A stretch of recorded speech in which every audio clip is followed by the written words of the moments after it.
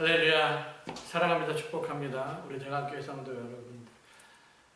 휴가 기간이고 또 비도 많이 오고 그래서 뉴스로 보니까 비 피해가 심한 곳도 많이 있는데 여러분들 거친 비바람 가운데서도 잘 견디시고 인내하시고 하루빨리 모든 것들이 다 정상적으로 돌아와서 함께 드리는 예배도 정상적으로 잘 예배를 드리기를 원합니다. 오늘도 방송을 통해서 함께 말씀을 나눌 텐데 지난 주일날 설교했었던 바벨탑 이야기를 하려고 합니다. 오늘은 슬기로운 신앙생활 16번째 시간인데 주제는 소통과 불통에 대한 이야기죠. 전체적인 제목은 그 이름을 바벨이라 하니 하나님께서 언어를 혼잡해 하셨고 또 그 이름을 바벨이라고 했다. 그래서 본문은 창세기 11장 1절부터 9절까지 있는 말씀을 Q&A로 이제 함께 알아보겠는데 먼저 핵심 구절을 알아보겠습니다. 핵심 구절은 창세기 11장 9절에 있는 말씀입니다. 그러므로 그 이름을 바벨이라 하니 여호와께서 온 땅의 언어를 혼잡케 하셨고 그들을 또 온 지면에 흩으셨다. 혼잡케 하셨고 흩으셨다. 그러니까 바벨의 심판은 혼잡과 흩으심이죠. 그래서 하나님께서는 이렇게 교만한 사람들을 심판하실 때 혼잡케 하시고 흩으셔요. 이게 큰 심판입니다. 그럼 창세기 11장 1절부터 9절까지 있는 본문을 먼저 보겠는데 첫 번째 문제는 질문은 신할 평지에 거주한 사람들은 어떤 사람이었는가? 우리 계속 얘기했습니다. 그 함의 자손 가운데 니므롯이라고 하는 사람이 있는데 이 사람은 천용사라고 얘기했고 용감한 사냥꾼 그렇게 나와 있어요. 이 사람이 거주했었던 땅이 어디 땅이냐면 신할의 바벨과 이 지역에 그 함의 자손이 거주했죠. 어느 땅이요? 신할 땅 그렇게 얘기하고 있어요. 그럼 창세기 11장 1절부터 2절까지 보면은 그 땅에 언어가 하나, 말이 하나였는데 동방으로 옮겨 어디에 거했어요? 신할 평지를 만나 거기에 거류하며. 그러니까 노아의 아들 가운데 세 번째 아들이었었던 그 함의 후손 가운데 니므롯이라고 하는 사람이 정말로 천용사였고 용감한 사냥꾼이었었는데 강력한 지도력을 가지고 신할 땅에다 도시를 건설합니다. 그럼 신할이라고 하는 땅 길 따라 말씀 따라해서도 우리가 살펴봤지만 어디냐 그랬더니 바로 요 지역이에요. 요 지역. 신할 땅이. 여기 보니까 바벨성과 신할 이렇게 나와 있죠. 요 지역에 이제 함의 자손이었던 니므롯이 거했었던 것이고 여기 바로 밑에 남쪽에 보면 우르라고 하는 아브라함의 고향도 있죠. 여기에서 바벨탑이 세워집니다. 그럼 그들이 신할 땅에서 했었던 일이 무엇인가? 벽돌을 만들어서 견고히 굽고 또 벽돌을 대신하여 돌을 대신하고 역청으로 진흙을 대신하라. 그래서 어쨌든 규격화된 벽돌을 만듭니다. 창세기 9장 15절부터 16절에 하나님께서 노아하고 언약한 게 있죠. 그게 뭐냐면 다시는 물이 혈기 있는 모든 자를 멸하는 홍수가 되지 아니할 것이다. 그래서 무지개를 보여주시고 영원한 언약을 삼았습니다. 그래서 이 약속을 우리가 굳게 믿었다고 한다면 굳이 탑을 쌓을 필요도 없었을 텐데 하나님의 언약을 믿지 못했던 거예요. 그래서 그들은 우리가 물로 멸망하지 말자. 그래서 결국엔 탑을 쌓았는데 벽돌로 쌓았죠. 벽돌이라고 하는 것은 주거혁명이 일어났죠. 예전에는 벽돌이 없었을 때는 동굴이나 온막 같은 데서 살았는데 벽돌을 만들어냄으로 인하여서 규격화된 돌을 가지고 마치 애들이 갖고 노는 이 블럭이나 레고처럼 무엇이든지 다 만들어낼 수가 있었어요. 옛날에는 돌로 규격화되지 않은 돌로 탑을 쌓았는데 한계가 있었지만 이제 벽돌은 어쨌든 한계가 없이 높은 탑을 쌓을 수가 있었다. 그리고 돌처럼 단단하게 오랫동안 가마에 부어갖고 단단해진 벽돌을 사용했거든요. 그리고 이제 진흙 대신 역청은 석유 찌꺼기예요. 아스팔트 찌꺼기. 그 지역에 널려 있었습니다. 그래서 벽돌은 인간의 혁명이죠. 그리고 역청은 인간이 새로운 것들을 발견했습니다. 그래서 발명과 지혜를 통하여서 인간의 과학의 발명과 지혜를 통하여서 높은 탑을 쌓습니다. 그러니까 자기 자랑입니다. 이것도 교만이고 우리가 뭔가 해보겠다라고 하는 인간의 과학에 과학 만능주의로 만들어내는 바벨탑입니다. 그리고 그들이 탑을 쌓으려고 하는 목적이 이유가 나오죠. 4절에 보니까 탑을 건설하여서 하늘에 닿게 하고 하늘 꼭대기까지 높이 올라간다는 거, 이름을 내고 유명해진다는 거고 흩어짐을 면하자라는 겁니다. 그러니까 인간적인 모습이 보이잖아요. 세 가지 목적이 이거예요. 하늘에 닿자, 이름을 내자, 흩어짐을 면하자라고 합니다. 세 가지 목적. 바벨탑은 사실 하나님의 약속을 믿지 못하는 사람들이 하나님처럼 올라가려고 하는 인간의 교만이 있었습니다. 높아지려고 하는 거죠. 그래서 하늘에 닿을 정도로 진짜 높은 탑을 쌓죠. 이것은 뭐 물리적인 높이도 높이지만 자기 자신이 우상이 되는 거예요. 그래서 이름이 유명해지는 거. 뭐 아이돌 얘기하잖아요. 아이돌 우상 아닙니까? 하나님께 대한 도전이다. 바벨탑은 하나님께 대한 도전. 마치 아담과 하우가 선악과를 먹은 것과 똑같습니다. 그러니까 하나님께서 이들의 행동을 보시고 그럼 어떤 결정을 내리시냐? 하나님께서 이들이 건설하는 것을 보시고요. 내려오셔요. 그리고 나서 이들에게 얘기하죠. 아, 이놈들이 그냥 언어도 하나이고 했으니까 이런 일을 시작했지. 야, 이거 이렇게 하다가 그들이 하는 일을 막을 수가 없어. 우리 언어를 혼잡케 하자. 알아듣지 못하게 하자. 그래서 하나님께서 결국에 온 지면에 그들을 흩어놓으시니까 그 도시 건설하는 걸 그쳤더라. 하나님 심판입니다. 그래서 바벨은 하나님의 어떤 심판인가? 그랬더니 언어를 혼잡케 하신 거고 온 땅 지면에 흩어놓으신 거예요. 이 바벨의 심판이라는 게 이거거든요. 그러니까 혼잡과 흩어짐이라는 건 뭐냐? 단절되는 거예요. 그리고 불통하는 거. 그래서 여러분 이렇게 단절되는 것이라든가 불통하는 거는, 통하지 않는 것은 하나님의 저주이고 하나님의 심판이다라는 거예요.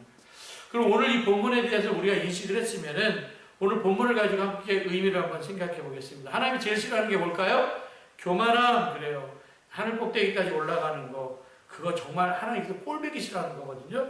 그리고 하나님께서 이런 사람들을 내버려 두시지 않습니다. 정말 엄청 싫어하셔요. 근데 우리는 교만해지죠. 그래서 성경에 보니까 교만은 패망의 선봉이고 일어선 자는 넘어질까 조심하라. 그래서 우리 항상 조심해야 돼요. 낮은 자리에서. 기독교라고 하는 것은 가베 종교가 아니라 의례 종교고 높아지는 게 아니라 낮아지는 겁니다. 힘이 약해서 의리 되는 게 아니라 힘이 있는데 의리 되어주는 게 기독교예요. 힘이 있는데. 그래서 의례 종교.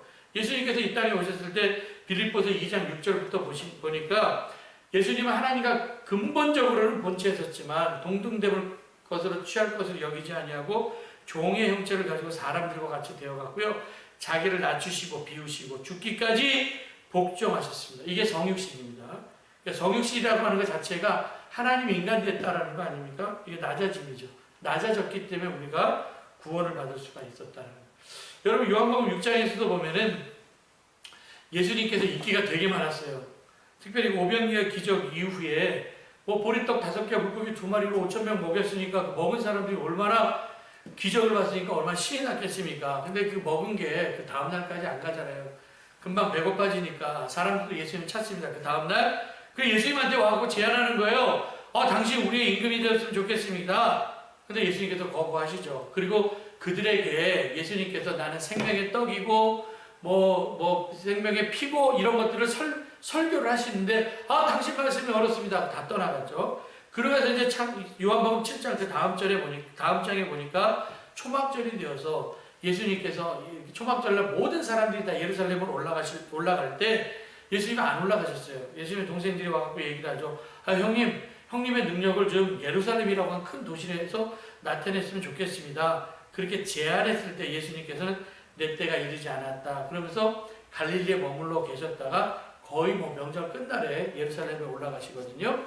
여러분 교만이라고 하는 것은 인간의 힘이죠. 그리고 인기 이런 겁니다. 높아지려고 하는 거. 근데 그 유통기간이 있어요. 짧아요. 힘이 있으면 얼마큼 힘이 있고 권력이 있으면 얼마큼 권력이 있고 인기가 있으면 얼마 동안 인기가 있겠습니까? 여러분 사울이라고 하는 사람도요. 왕이 되기 이전에는 참 좋은 사람이었었는데 교만해지기 시작하니까 배는 게 없어지죠. 다윗이 특별히 골리앗 죽인 후에 백성들의 마음이 다윗에게 가 있는 것을 보고 인기가 자기에서부터 시작해서 다윗에게 옮겨지는 것을 보고요. 하나님께서 주신 왕권을 가지고요. 평생 다윗을 죽이려고 쫓아다니는 인생이 됩니다. 그러다 한 방에 훅 가버리거든요. 조심해야 돼요. 사울이라고 하는 사람도 겸손한 사람이었습니다. 그런데 교만해지니까 배는 게 없어지는 거예요. 인기 올라가는 거 이거 금방 지나갑니다. 특별히 사람은 자기 이름에 이름을 내고 눈에 띄는 일을 하고 싶어 하는데 진짜 참된 영성이라는 게 뭘까? 참된 영성, 그런 드러남이 아니라 숨김이다라는 거죠. 그래서 우리가 이제 건강한 나무를 이렇게 보면은 이파리가 아주 좋잖아요. 그거는 이파리가 좋은 게 아니라 그 뿌리가 건강하기 때문에 이파리가 건강한 거고, 뿌리가 건강하지 않으면 절대 이파리가 건강할 수가 없죠. 그래서 뿌리의 건강, 숨김입니다. 우리의 숨김은, 진짜 영성은 숨김이에요. 보이지 않는 곳에 진짜 영성이 있다라고 하는 거.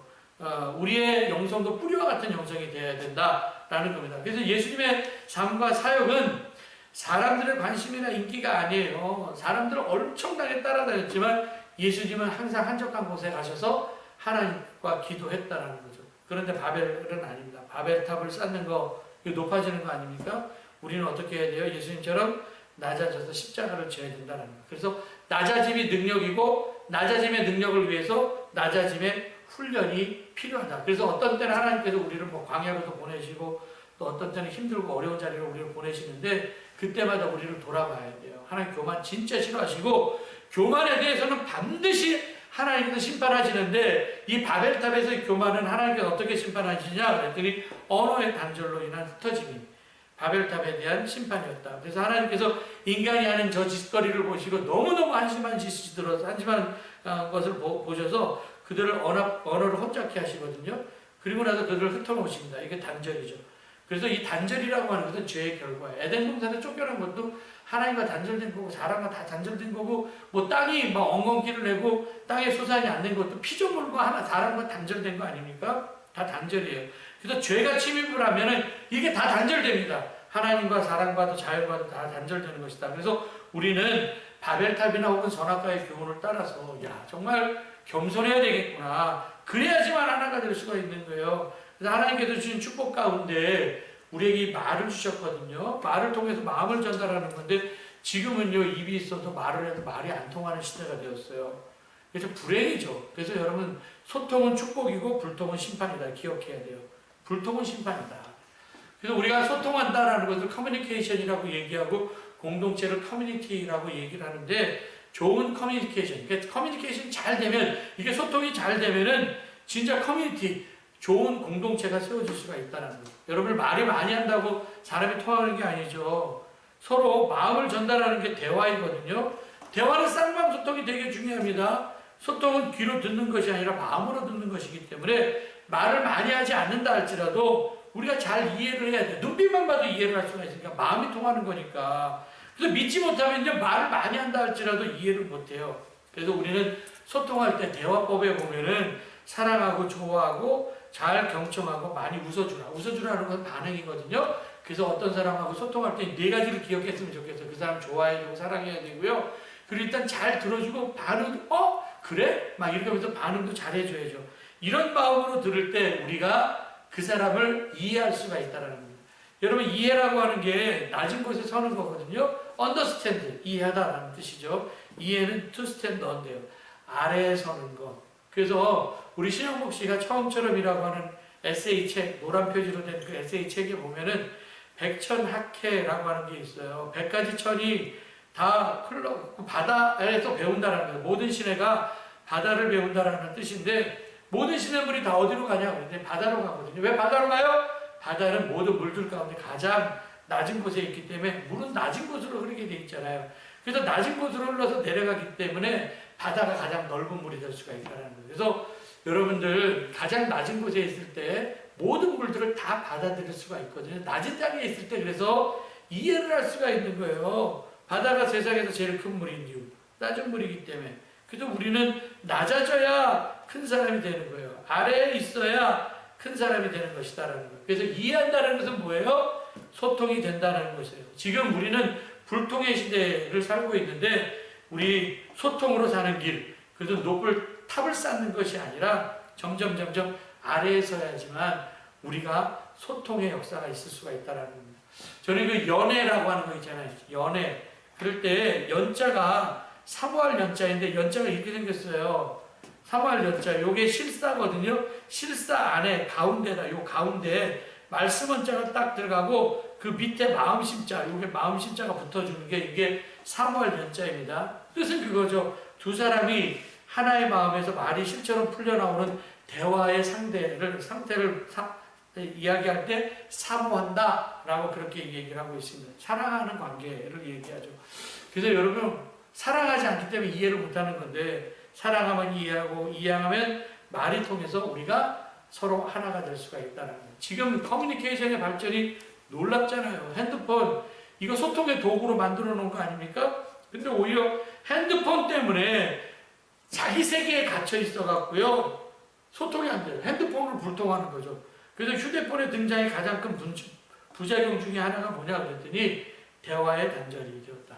그래서 휴대폰을 통해서 이곳저곳 막 접속은 많이 하지만 대화는 안 해요. 그냥 문자로도 다 보내고 말로 하지 않죠.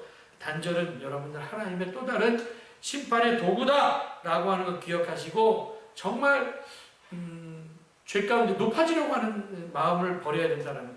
그리고 세 번째, 이런 단절의 시대를 그럼 어떻게 소통의 시대로 만들어 가야 되는가? 노력을 하는데요. 인간의 노력이 아니라 성경에 분명하게 얘기하면 하나님의 방법으로 가능하다.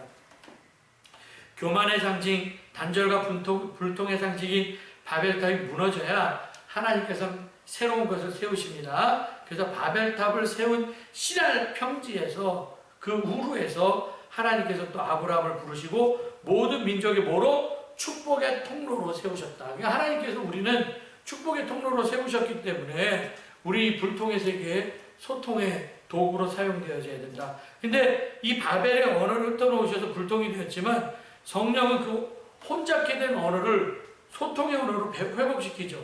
그래서 여러분들 사도행전 2장 4절에 보니까 그들 오순절 마가의 다락방에서 막 열심을 다해 기도할 때 성령 충만함을 받고 성령이 말하게 하심을 따라서 여기도 다른 언어로 말하기 시작했는데 각 지역에서 온 사람들이 있어요. 그 사람들이 자기들이 난 곳 방언으로 막 듣게 되거든요. 그래서 여기에 보면 16개의 지역이 나오는데 이 16지역에서 온 사람들이 야, 다 우리의 각 언어로 하나님의 큰 일을 말함을 듣는도라 하면서 성령께서 듣게 하시고 알아듣게 하시고 이해하게 하셨다라는 겁니다. 그래서 오순절 성령 사건을 통해서 사람들은 알아듣게 되었고 불통했던 관계를 소통하게 하는 것은 뭐다? 성령의 역사이다. 그래서 불통의 언어가 소통의 언어가 될 수 있는 길은 뭐냐? 성령님이 임하시면 불통이 소통으로 된다라는 거예요. 그래서 여러분들 우리가 성령 충만함을 받아갖고 우리 말이 변해야죠. 축복의 언어, 소통의 언어로 바뀌어야 되고요. 성령님께서 우리의 입술을 지배하실 때에만 우리는 생명을 살리는 말을 할 수가 있다는 겁니다. 여러분 그럼 우리 오늘 결론으로 함께 오늘 말씀을 생각해 보려고 하는데 여러분 바벨탑 사건은 사실 하나님을 신뢰하지 않아서 생긴 단절이거든요. 그래서 하나님께서 그들을 흩어버리십니다. 근데 성령은 모으시고 소통하게 하셨다는 거예요. 지금 우리가 비록 대면 예배를 지금 마음대로 주중에 드리지 못하고 있는데 고립되어서 신앙생활하면 안 되고요. 저는 오늘 말씀을 통해서 만남을 회복했으면 좋겠어요. 이 바벨은 만남을 폐하는 겁니다. 만남을 못 만나게 하면서 단절이거든요. 만남을 회복하자. 그러면 이 만남을 위해서 필요한 게 뭐냐? 특별히 우리는 하나님과 소통해야 되는데 기도는 하나님과의 소통의 도구입니다. 그래서 기도는 하나님과의 사귐입니다. 그래서 하나님과 계속적인 만남은 기도를 통해서 이루어지고 이 사귐의 기도를 통해서 우리는 하나님과 소통을 할 수가 있다는 거예요. 그래서 여러분들 기도를 잃어버리지 말고 성령 충만함을 위해서 기도를 하시고 이렇게 기도를 통하여서 하나님과 소통이 이루어지면 하나님께서 우리에게 간구하는 것을 응답해 주셔서 인통, 사람과도 통하고 물통, 물질과도 통하는 축복이 이루어질 줄 믿습니다. 그리고 마지막으로 소통이 잘 된다는 것은 건강하다는 거거든요. 몸에 피가 통하는 거죠. 우리 교회가 건강한 교회가 되기 위해서는 건강한 소통이 필요하고요. 건강한 교회에서 건강한 공동체가 나온다라는 거예요. 여러분들 끝이 모르는 그 교만함으로 우리가 접촉할 수 없는 단절이라고 하는 하나님의 심판을 받고 있고 또 코로나로 인해서 얼굴과 얼굴로 맞대고 인격적인 예배를 드리지 못하고 있는데 힘들면 힘들수록 하나님 앞에 나와야 되고 겸손한 마음으로 섬겨야 되고 그래서 우리 대광교회가 하나님 보시기에 기쁜 기쁨의 공동체가 되어서 정말 죽어가는 많은 사람들을 살리는 공동체가 되기를 바랍니다. 요 바울이 고린도후서를 마치면서 고린도서 13장 13절 이렇게 기도해요. 주 예수 그리스도의 은혜와 하나님의 사랑과 성령의 교통하심이 너희 무리 가운데 함께 있을지어다. 이게 축도거든요. 제가 주일날마다 하는 축도가 요 축도인데 성령의 교통하심, 여기 fellowship of the Holy Spirit. 이게 성령이 하시는 일이 뭐냐. 그래서 성령의 교통하심이다. 그래서 여러분들 우리가 지금 만나지 못한다 할지라도 서로 잘 만나서 또 하나님과의 만남은 기도를 통해서 만나는 건데 그 기도를 통하여서 그리고 예배를 통하여서 우리 하나님 만남으로 인하여서 성령 충만함을 통하여서 우리의 모든 관계가 잘 통하는 관계, 소통의 관계가 되기를 주님의 이름으로 간절히 축원합니다. 기도하시겠습니다. 사랑과 은혜가 많으신 아버지 하나님 감사합니다. 바벨탑을 쌓았었던 인간의 교만을 완전히 무너뜨리고 하나님께서는 그곳에서 새로운 것들을 시작하셨습니다. 아버지 하나님, 우리의 교만함을 아버지 하나님 이렇게 제하여 주시고 하나님 앞에 바로 서게 하여 주시고 기도를 통하여서 하나님과 만나게 하여 주시고 성령 충만함을 통하여서 우리가 낮아지게 하여 주셔서 하나님과도 통하게 하시고 사람과도 통하게 하시고 물질과도 통하여서 형통한 삶을 살아가게 하여 주시옵소서. 오늘도 하나님의 은혜 가운데 오늘 말씀 주신 말씀 마음에 품고 승리하는 인생 되기를 원하오며 모든 말씀 예수님의 이름으로 기도드렸사옵나이다. 아멘.